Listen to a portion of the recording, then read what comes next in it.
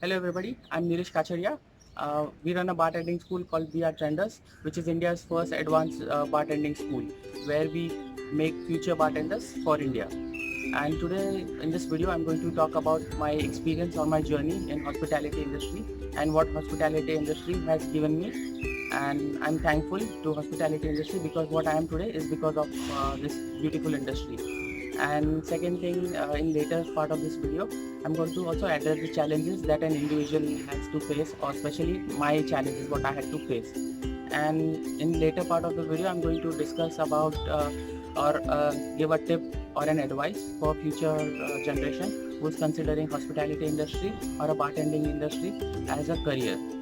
And also one more thing I would like to inform is in this video I'm going to talk in Hindi. So let's start the topic. क्या मुझे मुश्किलें का सामना करना पड़ा है, जिन challenges क्या मैंने फेस किए उसके बारे में थोड़ा बात करूँगा। और एक जो यंग जनरेशन है उनको मैं क्या मैसेज दूँगा या क्या टिप्स देना चाहता हूँ, वो लेटर पार्ट के वीडियो में हम ये सब डिस्कस करेंगे। तो बिना वक्त ज़ाय किए let's start the topic of today, which is first I start with my introduction. जैसे कि मैंने MBA किया है लंदन से, और मैंने almost half the world travel किया है। वहाँ पे मैंने ट्रैवलिंग के थ्रू मैंने काफ़ी सारे लोगों से मिला हूँ, डिफरेंट नेशनलिटी के लोगों से, अलग अलग कंट्रीज़ में घुमा हूँ। मैं उनके फूड के बारे में जानने के लिए ट्राई किया, उनका कल्चर क्या है वो सब जानने के बारे में ट्राई किया, और ये सब और काफ़ी सारे इन्फॉर्मेशन कलेक्ट किए।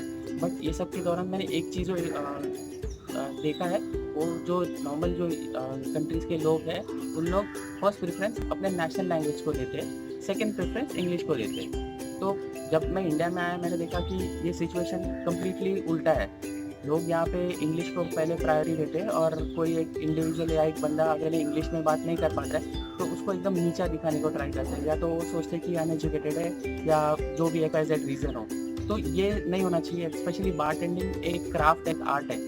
तो अगर मैं कोई एक आर्टिस्ट है या कोई एक कलाकार है या कोई भी है, तो उसको अगर मैं अपना आर्ट एक्सप्रेस करना है तो उसके लिए कोई फीलिंग्स या कैसा कोई इमोशंस नहीं होता, या मतलब वो सब आर्ट के थ्रू दिखता है। बट कोई लैंग्वेज एक बैरियर नहीं होना चाहिए। तो मेरे हिंदी बात करने का ये एक मेन रीज़न है। तो जैसे कि मैंने बताया, मैंने काफ़ी सारा मतलब कंट्रीज़ में ट्रैवल किया है। ये तो स्पेशली इवन हिस्ट्री भी आप देखोगे तो इंडिया काफ़ी स्ट्रॉन्ग था एक टाइम पे।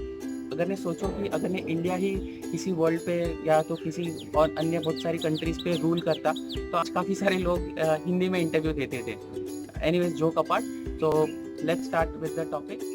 पहले भी बताया कि मुझे काफ़ी सारा इंटरनेशनल एक्सपीरियंस है। तो मैं अपने जर्नी के या मेरे जो हॉस्पिटैलिटी इंडस्ट्री का जो बेस्ट पार्ट है वो है, मैंने ऑलमोस्ट 6 साल लंदन में जॉब किया है, और मैंने मेरे स्टडीज़ भी कंटिन्यू किए थे एट द सेम टाइम। तो मैंने काफ़ी सारे बेस्ट होटल्स लंदन के जो आइकॉनिक होटल्स है उसके लिए काम किया था, जैसे क्लैरिस, कॉनॉट, बर्कली, और भी काफ़ी सारे होटल्स में काम किया था। और मैं मिशलिन स्टार रेस्टोरेंट में भी जॉब किया है मैंने। मिशलिन स्टार एक काफ़ी रेयर काइंड ऑफ रेस्टोरेंट होता है, जो एक रेटिंग होती है जो काफ़ी कम लोगों को मिलती है, द शेफ्स रेस्टोरेंट को मिलती है। तो मैं कुछ मतलब अन्य सारे सब लोगों से मैं खुद को लकी मानता हूँ कि मुझे गॉर्डन रामजे जैसे सेलिब्रिटी शेफ के साथ काम करने का एक मौका मिला, और मार्को पियर वाइट, पियर कॉफमैन, ऐसे बाकी सब सेलिब्रिटीज़ हैं उनको मैंने क्लोजली ऑब्जर्व किया है। और काफ़ी सारे एक्सपेंसिव होटल्स में भी मैंने जॉब किया है, जैसे कि एक्सपेंसिव स्ट्रीट था एक लंदन का, मैं उसके लिए जॉब करता था। तो मैंने काफ़ी सारे मतलब सेलिब्रिटीज़ लोग को सर्व किया है, काफ़ी सारे जो थ्रू आउट द ग्लोब जो बिग शॉट लोग हैं उनको सर्व किया है, उनको ऑब्जर्व किया है, उनसे काफ़ी सारी चीज़ें मैंने सीखी है अपने जॉब कंटिन्यू करते करते। और काफ़ी सारे लग्जरियस पार्ट भी मैंने एक्सपीरियंस किए हैं just because of hospitality industry और बारटेंडिंग। बिकॉज बारटेंडिंग एक फ़न जॉब है जहाँ पे मतलब लोग इतना ज़्यादा मतलब बोर फील नहीं करते। काइंड ऑफ चैलेंजिंग जॉब है जहाँ पे आप न्यू इनोवेटिव ड्रिंक्स डिज़ाइन करते हैं, कॉकटेल मेन्यू डिज़ाइन करते हैं, आप नए लोगों से मिलते हैं। तो काफ़ी एक फ़न और एक्साइटिंग जॉब है। और मैंने even Prince of Saudi Arabia के लिए भी जॉब किया है मैंने। तो उसके लिए मैं एज ए बटलर जॉब करता था। तो बटलर का जॉब, उसको हर एक चीज़ हर एक डिपार्टमेंट के बारे में नॉलेज होना चाहिए। तो मैंने एज ए बटलर भी जॉब किया है। तो प्रिंस ऑफ सऊदी अरेबिया के लिए जॉब करके मैंने काफ़ी सारे एज ए साधारण आदमी मैंने कभी सोचा नहीं होगा कि मैं एक प्राइवेट जेट में ट्रैवल करूँगा, और एक्सपेंसिव होटल्स में जहाँ पे मैं जॉब करता था वहाँ पे एक दिन में जाके एज अ गेस्ट एक डेढ़ महीने मतलब स्टे करूँगा। तो ये काफ़ी सारे लग्जरियस पार्ट है जो लाइफ के जो मैंने एक्सपीरियंस किए। स्पेशली स्कीइंग मैंने कभी अपने लाइफ में सोचा नहीं था कि मैं कभी स्कीइंग मतलब देख भी पाऊँगा या तो, बट आज के डेट में मुझे स्कीइंग आती है just because of hospitality industry, और उसने मुझे जो कंट्रीब्यूशन दिया है और मैंने भी इक्वल ऑनेस्ट कंट्रीब्यूशन दिया था इंडस्ट्री को, तो it works hand in hand. तो once again thank you to hospitality industry and it was और जो सारे लोग ये सब मतलब अच्छी बातें करते हैं इंडस्ट्री के बारे में और ये सब करते हैं, बट एक्चुअली उसके लिए क्या सेक्रीफाइस करना पड़ता है, क्या क्या एक बंदे को चैलेंजेस फेस करने पड़ते हैं, इसके बारे में कोई बात नहीं करते। तो आज हम ये सब चैलेंजेस के बारे में बात करेंगे। फैमिली से बिलोंग करता हूँ, मतलब हम लोग स्ट्रिक्टली वेजिटेरियन है। तो मैं अगर मैं एज अ किचन में डिपार्टमेंट में काम करता है या सर्विस डिपार्टमेंट में काम करता तो मुझे काफ़ी नॉन वेज और वगैरह सब हैंडल करना पड़ता है। तो अवॉइड करने के लिए मैंने bartending as a career choose किया। But again being a part of a Gujarati family, मतलब तुम्हें खुद का बिजनेस करना है, जॉब नहीं करना है, तो काफ़ी सारे मतलब चैलेंजेस थे। तो मैंने अपने फैमिली के अगेंस्ट जाके मैंने ये हॉस्पिटैलिटी इंडस्ट्री चूज़ किया। तो उसके लिए बहुत सारी डिफ़िकल्टीज फेस की है मैंने। तो वो अगर मैं बात करूँगा तो ये वीडियो बहुत लंबा हो जाएगा और मुझे आपको बोर नहीं करना है। तो स्टार्टिंग ऑफ माय करियर, जैसे मैंने हॉस्पिटैलिटी इंडस्ट्री से मैंने जो स्टार्ट किया था, मेरा पहला स्टेप था वो मैंने ओबरॉय होटल ज्वाइन किया था। तो मेरे पास काफ़ी सारे तभी भी चैलेंजेस थे कि मैंने कोई एजुकेशन नहीं किया था, हॉस्पिटैलिटी मैनेजमेंट का कोई डिग्री वगैरह नहीं था मेरे पास, और प्लस जब मैंने जॉब ज्वाइन किया था तब मेरा पे काफ़ी लो था। तो मैंने कुछ महीनों तक काम किया और फिर मैंने ऑब्जर्व किया कि वहाँ का जो परमानेंट स्टाफ था उनकी सैलरी काफ़ी हाई थी, उनको काफ़ी सारे फैसिलिटीज़ वगैरह सब मिलते थे। तो मैंने ऑब्जर्व किया कि मतलब क्या डिफरेंस है उनमें और मुझ में। तो मैंने देखा कि उनका एक प्लस पॉइंट था वो जो नॉलेज था प्लस एक्सपीरियंस था। मेरा एक्सपीरियंस तो रहते रहते मैं गेन कर सकता हूँ, बट नॉलेज तो मैं अभी गेन कर सकता हूँ। तो मैंने बहुत सारे लोगों से बात किया, उनसे इन्फॉर्मेशन कलेक्ट करने के लिए ट्राई किया। और उन दिनों इंटरनेट का एक्सेस इतना इजीली अवेलेबल नहीं था, एक साधारण आदमी इंटरनेट में जाके कुछ सर्च वगैरह भी नहीं कर सकता था।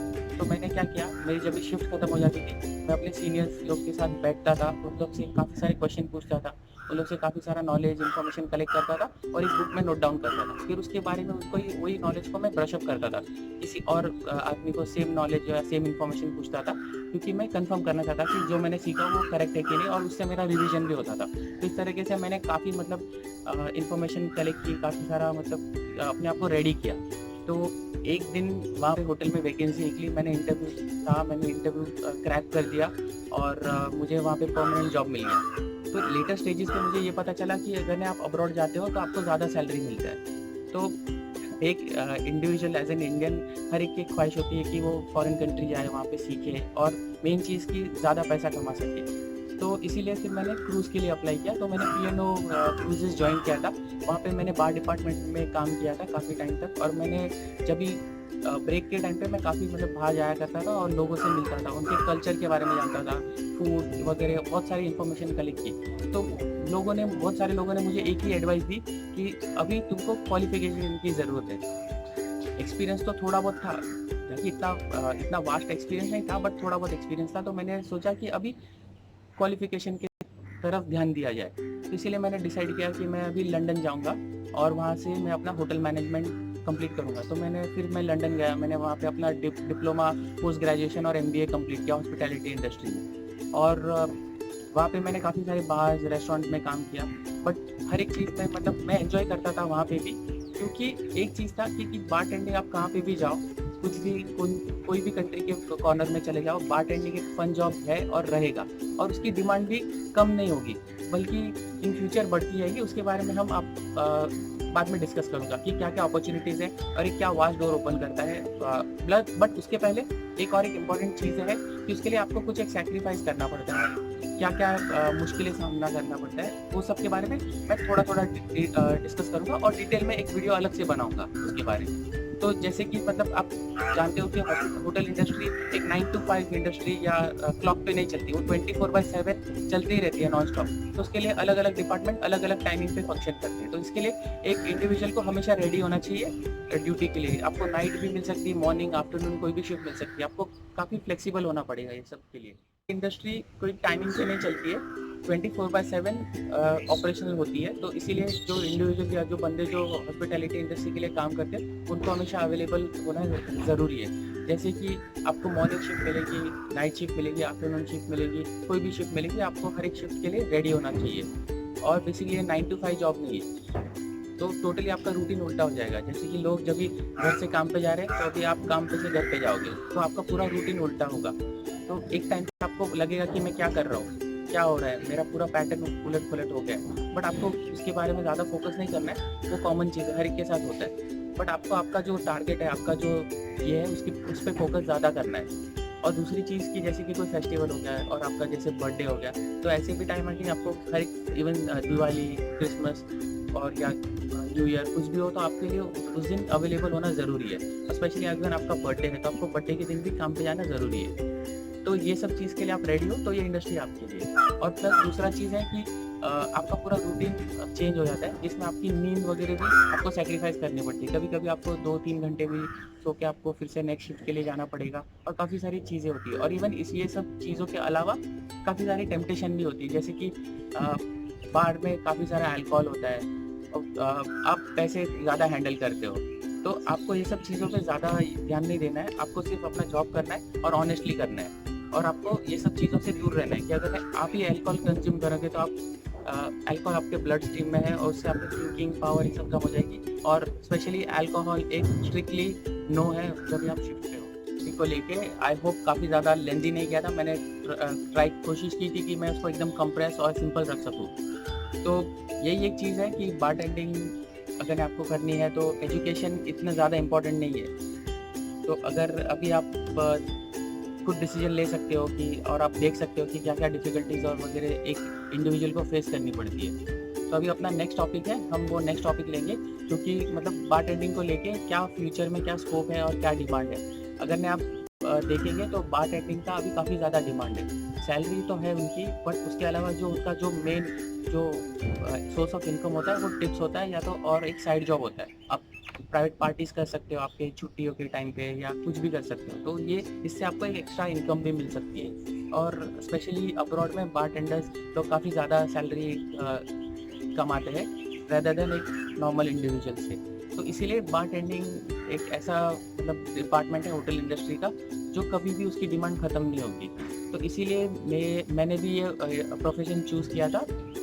तो अभी आप भी एक डिसीजन ले सकते हो, जैसे कि आपने मेरा एक्सपीरियंस देखा और बहुत सारी चीज़ें मैंने जैसे कि बात की। और दूसरा है कि फ्यूचर में क्या डिमांड है, उसके फ्यूचर स्कोप क्या है। बट फ्यूचर पे जाने से पहले मैं जो करंट सिचुएशन है उसके बारे में बात करूँगा। तो जैसे कि अभी लॉकडाउन चल रहा है, इसीलिए मैं वीडियो भी मतलब ऐसे शूट कर रहा हूँ। और दूसरा चीज़ है कि अभी करंट सिचुएशन में काफ़ी सारे होटल्स रेस्टोरेंट्स बंद है।